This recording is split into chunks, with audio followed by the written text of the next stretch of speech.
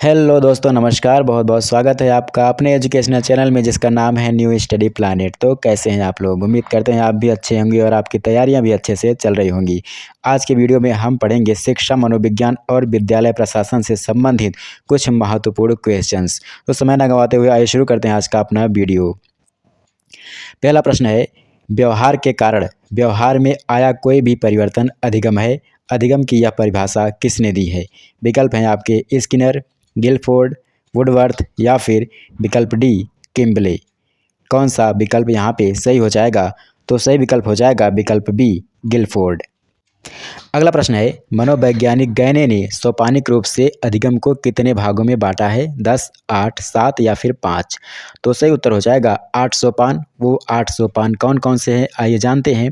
संकेत अधिगम, उद्दीपक अनुक्रिया अधिगम, श्रृंखला अधिगम, शाब्दिक साहचर्य अधिगम, विभेदात्मक अधिगम, संप्रत्यय अधिगम, सिद्धांत अधिगम और आखिरी है 8वां समस्या समाधान अधिगम। ये 8 सोपान हैं गैने के। ठीक है। नेक्स्ट है, निम्नलिखित में से थॉर्नडाइक के अधिगम का मुख्य नियम नहीं है।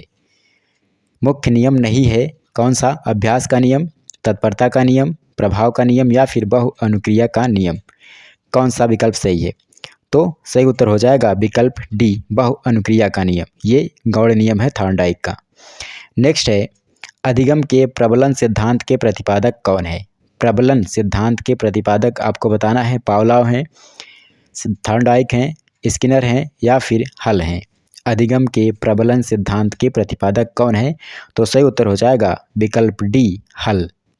नेक्स्ट क्वेश्चन है, क्लासिकल अनुबंधन सिद्धांत का शिक्षण में प्रयोग कैसे किया जा सकता है? स्वभाव के विकास में, आदतों के विकास में, भाषा के विकास में या फिर विकल्प डी उपरोक्त सभी के विकास में। तो कौन सा विकल्प सही हो जाएगा? तो सही उत्तर हो जाएगा विकल्प डी उपरोक्त सभी। अगला प्रश्न है, प्राइमरी स्तर पर बच्चों को शिक्षा किस भाषा में देनी चाहिए? संस्कृत में, हिंदी में, अंग्रेजी में या फिर आखिरी विकल्प है मातृभाषा में। प्राइमरी स्तर पर किस भाषा में शिक्षा देनी चाहिए बच्चों को? तो सही उत्तर हो जाएगा विकल्प डी मातृभाषा में। अगला प्रश्न है, जो बच्चा कक्षा में बार बार प्रश्न पूछता है उसे प्रश्न पूछने को प्रोत्साहित करना चाहिए, रोकना चाहिए, डांटना चाहिए या फिर कक्षा से बाहर कर देना चाहिए? कौन सा विकल्प उचित है? तो सही विकल्प हो जाएगा विकल्प ए प्रोत्साहित करना चाहिए।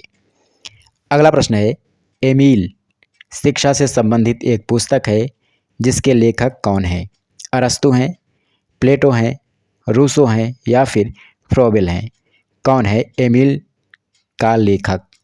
तो सही उत्तर हो जाएगा विकल्प सी रूसो।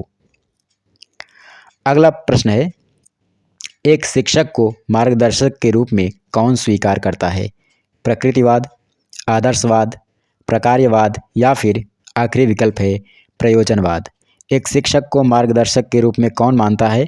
तो सही विकल्प हो जाएगा विकल्प बी आदर्शवाद। अगला प्रश्न क्या है, प्यास किस प्रकार की प्रेरणा है? अगला प्रश्न है हमारा कि प्यास किस प्रकार की प्रेरणा है? अर्जित, जन्मजात, सामाजिक या फिर मनोवैज्ञानिक प्रेरणा? कौन सा विकल्प सही हो जाएगा? प्यास जो होती है इंसान को जन्म से ही प्राप्त होती है, तो विकल्प बी जन्मजात सही हो जाएगा।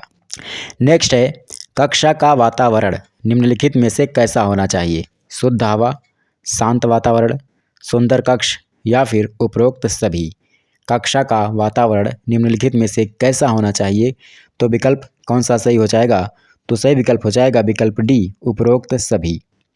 अगला प्रश्न है, प्रेरणा का अंतर्निहित सिद्धांत। प्रेरणा का अंतर्निहित सिद्धांत का प्रतिपादन किस मनोवैज्ञानिक ने किया है?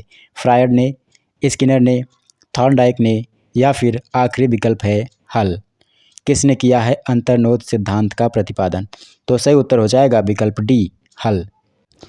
अगला प्रश्न है, शरीर क्रिया सिद्धांत के प्रतिपादक निम्नलिखित में से कौन है? 4 विकल्प हैं आपके, थॉमसन, मॉर्गन, मास्लो या फिर फ्रायड।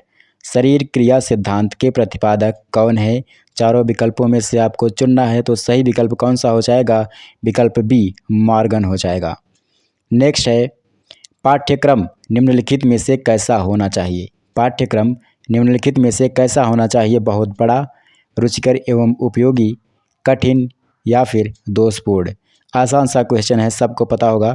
तो सही विकल्प हो जाएगा यहाँ पे विकल्प बी, रुचिकर एवं उपयोगी। नेक्स्ट है, जब हम विशिष्ट बालक की बात करते हैं तो यह संबंधित होता है बालक के सामाजिक स्तर से, बौद्धिक स्तर से, आर्थिक स्तर से या फिर उपरोक्त में से किसी से नहीं। किस स्तर से संबंधित होता है विशिष्ट बालक? तो सही उत्तर हो जाएगा विकल्प बी, बौद्धिक स्तर से। अगला प्रश्न है, निःशुल्क एवं अनिवार्य बाल शिक्षा का अधिकार अधिनियम कब पारित हुआ? सन 2000 में, सन 2005 में, सन 2009 में या फिर आखिरी विकल्प है सन 2014 में। कब पारित हुआ? तो सही विकल्प हो जाएगा 4 अगस्त 2009। अगला प्रश्न है, अधिगम मनोविज्ञान का जनक किसे माना जाता है?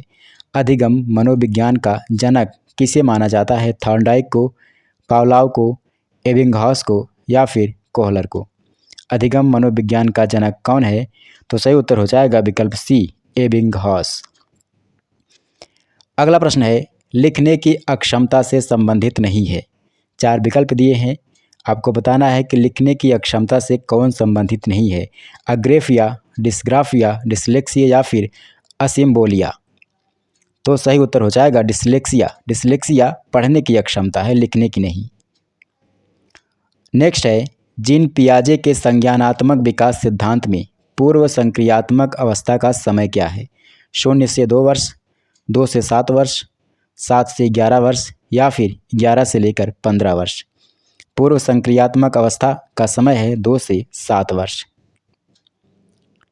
निम्नलिखित में से कौन भाषा विकास का सिद्धांत है? निम्नलिखित में से कौन भाषा विकास का सिद्धांत है? अनुबंधन का सिद्धांत, अनुकरण का सिद्धांत, परिपक्वता का सिद्धांत या फिर उपरोक्त सभी? कौन सा विकल्प सही हो जाएगा? तो सही विकल्प हो जाएगा विकल्प डी, उपरोक्त सभी। तो दोस्तों इस वीडियो में फ़िलहाल इतना ही। अगले वीडियो में कुछ नए प्रश्नों के साथ मिलेंगे, तब तक के लिए नमस्कार। और हाँ, अगर आपको वीडियो अच्छा लगा हो तो वीडियो को लाइक कीजिए, शेयर कीजिए और कमेंट करके अपना फीडबैक हमें ज़रूर बताएं। और अगर इस चैनल पर नए हैं, वीडियो पर नए हैं, तो चैनल को सब्सक्राइब कर लीजिए ताकि आने वाले वीडियोज़ के नोटिफिकेशन आप तक सबसे पहले पहुँच सकें।